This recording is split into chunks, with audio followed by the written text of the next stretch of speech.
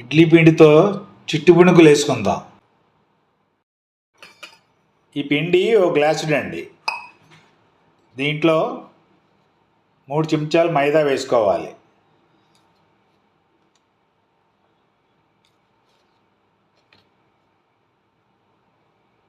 కొద్దిగా బియ్యం పిండి వేసుకుందాం.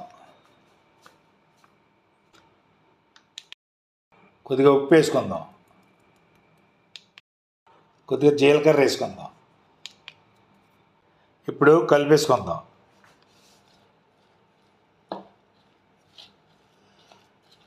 పలచగా కలుపుకోకూడదు, కొద్దిగా గట్టిగా కలుపుకోవాలి. మరీ గట్టిగా కాదు, చూపించిస్తాను.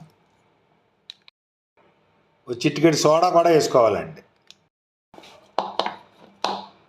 ఇలా కలుపుకోవాలండి. ఇప్పుడు స్టవ్ వెలిగించుకుని మూగుడు పెట్టుకుని ఆయిల్ వేసుకుని పునుగులు వేసేసుకుందాం.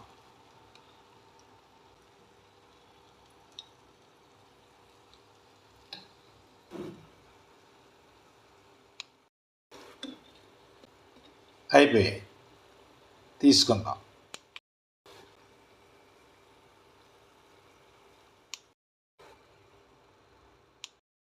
మళ్ళీ ఇంకో వాయి వేసుకుందాం.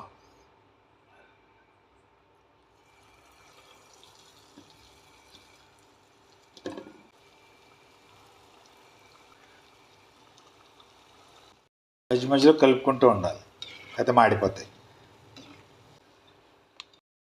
రెండో వాయి తీసుకుందాం. అయిపోయింది.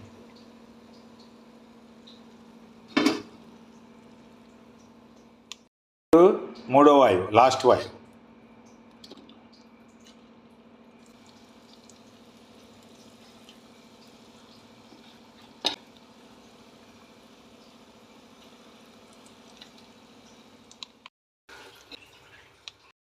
ఆఖరి వాయువు తీసేసుకుందాం. అంతేనండి, ఇడ్లీ పిండితో